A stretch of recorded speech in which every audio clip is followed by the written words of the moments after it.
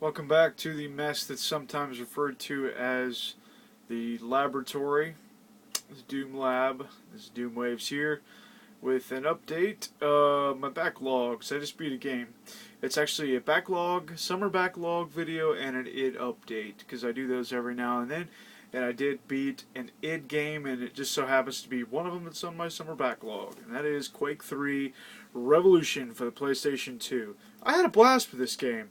It catches a little bit of crap because it is, I believe, a port of the PC and Sega Dreamcast game, which is actually called Quake 3 Arena instead of Revolution. And they ported it to the PlayStation 2, and it's not perfect. It's not perfect. I mean, it has its flaws. Mainly the load times. The load times really suck, but it was something that I was willing to deal with for the sake of being able to use the DualShock controller with two thumbsticks instead of the Dreamcast controller, which just has one. And I just could never get used to it. I might try to go back and play through it again because, like I said, I did have a lot of fun with it. It's just multiplayer. That's all it is. It's several tiers, and it gets progressively difficult. And I believe you can actually select your difficulty. I don't know, because I actually started it a long time ago when I first got it, and I played about 2/3 of it though in the last couple of days. I believe you can select a difficulty, but it does get harder as you progress. And there's different maps, all different maps. Actually, every level is a different map. And the different play styles include like capture the flag, which is like a one flag capture the flag. It's a neutral flag that you have to go get and bring it back to your base. And as far as I could tell, the other team didn't try to get the flag at all. They were just defending. Like, they were just trying to kill you and stop you from getting the flag. Um, those were kind of a pain if you weren't until you got really familiar with the map itself, because otherwise you get kind of lost. Because some of them are twisty and different levels, and it was just kind of hard to keep track of where you were sometimes.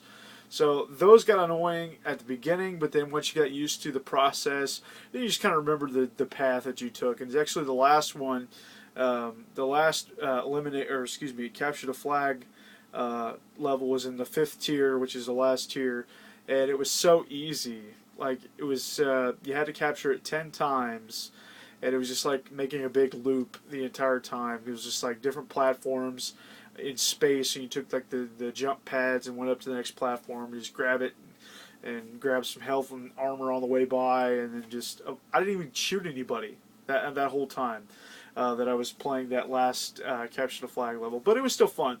Another game style is just deathmatch. Obviously, you just run around and get the most frags. And the other one is elimination, where each person has a set amount of a death limit, and once you reach that limit, then they're gone. And if you're, basically you want to be the last man standing. And I think on all of them, at least on the mode that the difficulty that I played it on, I was given 10 deaths. I think I played it on easy, and really it was pretty easy, so I should probably up the difficulty a little bit. The only thing that gave me a little bit of difficulty was actually the final boss, because once you play through all the levels, you actually do face the final boss, and he's not overly hard to beat, at least on easy, but it was just, once again, just figuring out exactly what you needed to do, because you had to shoot out these shield generators to actually get to him, and then you just had to avoid being killed. Grab the mega health, grab the armor and stuff like that, and get some good weapons, because you did have a certain amount of deaths that you could have, but then you had to restart it if you died too many times.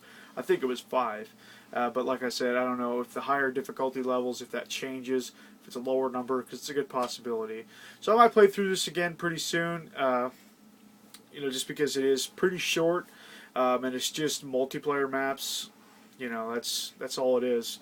And some of them you're given a time limit, but once you reach that number of frags, it's over. So if there's a 10-minute time limit, and 20 frags is what you have to get. As soon as you get 20, it's over, even if it only takes 2 or 3 minutes. Sometimes it goes pretty quick, especially if you find a weapon that you're really good with, and you kind of stick with it, and you kind of know where it generates, and then you kind of know where the armor generates, and the health generates, and stuff like that. Once you get the hang of it, it's pretty much you just run the gauntlet, with it, and the levels go really quickly.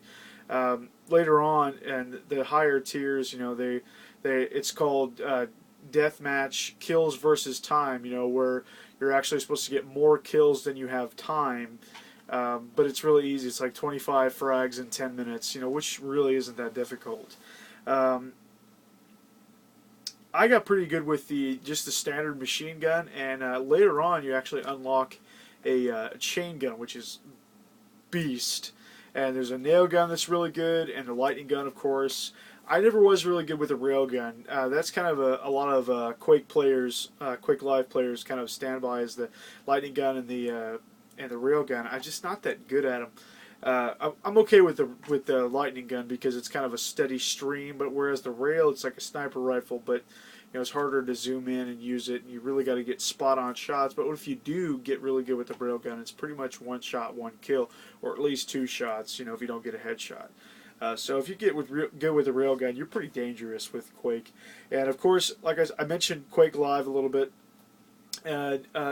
Quake 3 and Quake 3 Revolution and Arena and all that stuff was later on ported to the PC, and I think it's on Xbox 360 too. I'm not sure in the XBLA as Quake Live. They made some changes. It's not exactly the same. It's a little bit different, a little bit upgraded, but it's more or less the same game, and it's actually pretty popular competitive game still. First-person shooter, competitive play. I've seen a lot of professional gamers that play Quake Live and stuff. It's the same folks that you can go on YouTube and watch play Unreal Tournament and all that stuff. I actually am guilty of spending quite a bit of time watching QuakeCon videos, the actual Quake convention, where people get together and play Quake Live. They've got a YouTube page, QuakeCon. I get on there and I just watch. I like the 4-on-4 and I like the 1-on-1 kind of stuff. It's the kind of stuff you find on Twitch TV, and I think you can actually go on and watch Quake Live on Twitch TV. I've just never done the live stream. I watched the live stream, but I'm sure it's good. And I don't know. I just like to watch people play Quake, I guess. I wish that the multiplayer on Doom 3 would have caught on the same, because it's a similar kind of gameplay, not identical, obviously. The Quake 3 and the Quake Live stuff is still a little bit more cartoony. Not really cartoony, but just not as serious. The characters look kind of blocky, but whatever. I mean, it's not for the graphics, it's for the gameplay. And you can do like the rocket jumps, then the bunny hop and all across the stages and stuff like that.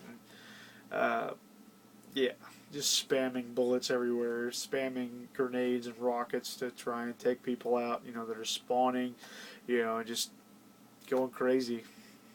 Oh, there was another one too, another game style that I forgot. It was kind of like I don't know what I want to say, what I want to compare it to. Just, you're supposed to just hold the flag for, I think that there's other game styles and other games like this where you're just supposed to hold the flag for a certain amount of time, and then once you reach that limit, then you won the game. The hardest one, I think it was like 2 minutes. Hold the flag for 2 minutes without, and when you die, you drop it, somebody else picks it up, that kind of thing. I've played it in other games too. I think there's a mode like that in Halo. It's like King of the Hill maybe, or something like that. I don't know.